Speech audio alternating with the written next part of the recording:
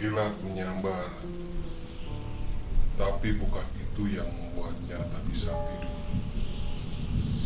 Yang mengganggu pikirannya adalah sebuah panggilan dari nomor yang tak terdengar.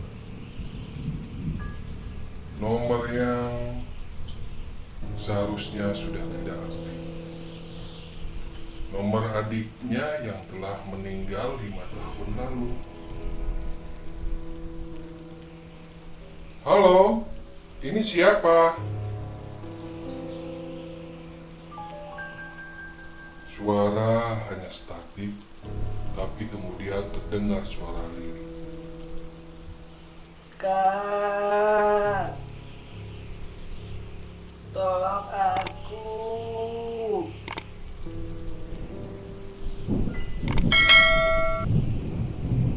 Kakak terdiam.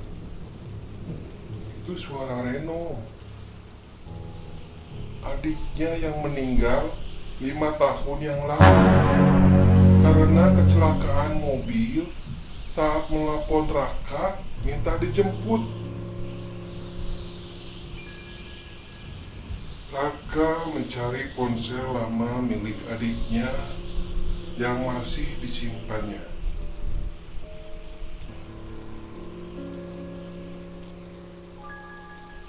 Ponsel itu sudah mati, tapi nomor itu adalah nomor yang memanggilnya tadi malam. Keesokan harinya, Raka menemui temannya yang teknisi untuk melacak sumber sinyal.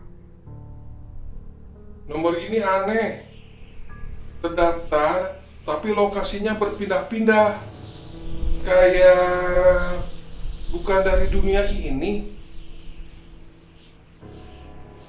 Malam harinya, Raka mulai mendapat mimpi buruk.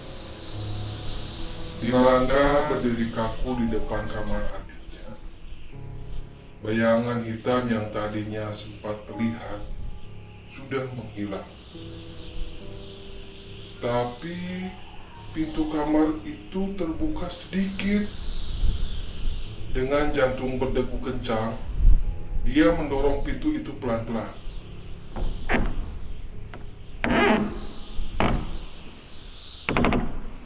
Dan saat dia melangkah masuk, semuanya berubah. Bukan kamar di rumah, tapi sebuah lorong rumah sakit yang kosong dan menyala lampu neon yang redup. Lalu Raka pun memanggil Reno. Reno! Reno! Reno! Tak ada jawaban. Dia terus berjalan makin dalam sampai akhirnya tiba di sebuah kamar rumah sakit.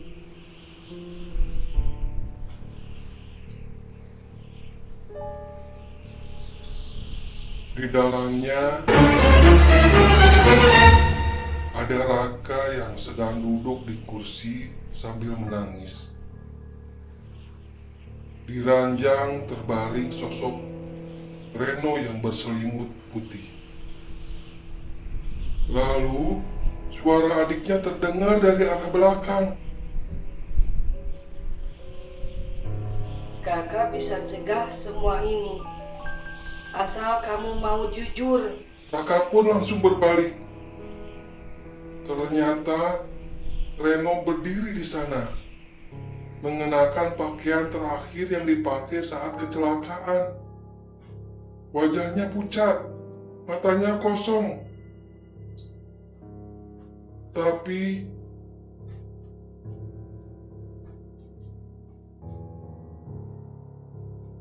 mengalirkan air mata. Lalu tiba-tiba semuanya jadi gelap.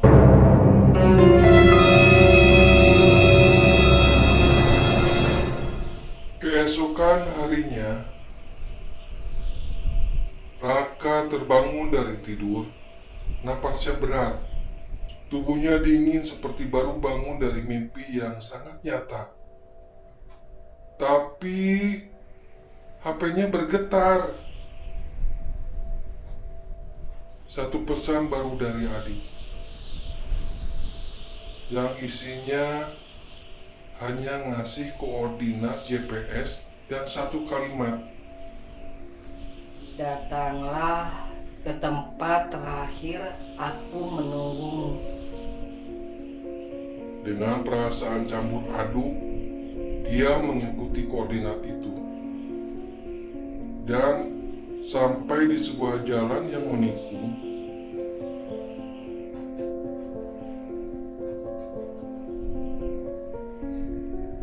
yang berada tepat di pinggir jurang tempat kecelakaan adiknya dulu terjadi.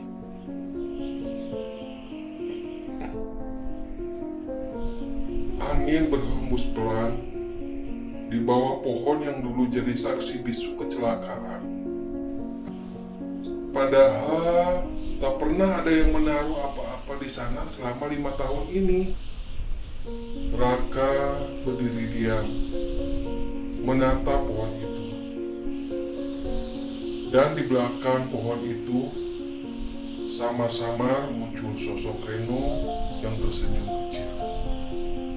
Lalu, Raka pun meletakkan tangannya di batang pohon itu, dan terdengar samar, seperti ada bisikan. Kak, aku takut. Aku nggak bisa pergi kalau kakak masih nyalahin diri sendiri. Aku cuma mau bilang, aku maafin kakak. Terima kasih ya kak.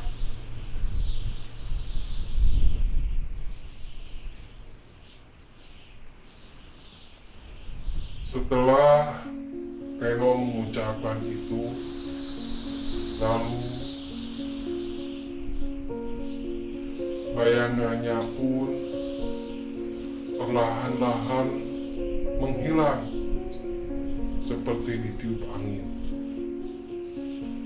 Selama ini Raka hidup dalam rasa bersalah karena tidak sempat menjemput Reno malam itu. Tapi kini Reno melepaskannya.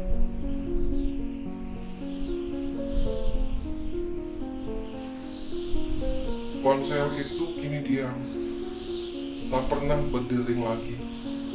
Tapi bagi Raka, suara adiknya akan selalu hidup. Bukan sebagai hantu, tapi sebagai kenangan yang membebaskannya. Kadang yang pergi tak benar-benar meninggalkan kita. Mereka hanya menunggu sampai kita benar-benar siap untuk mengucapkan selamat tinggal.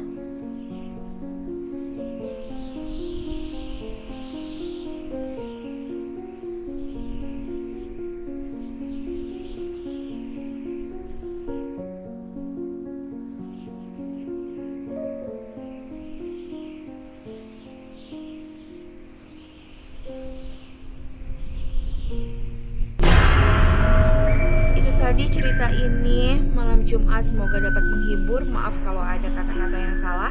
Kalau ada di antara pemirsa semua punya cerita horor dan mau kita angkat ceritanya di sini, bisa ceritain pengalamannya lewat email kami. Saya undur diri. Wassalamualaikum warahmatullahi wabarakatuh.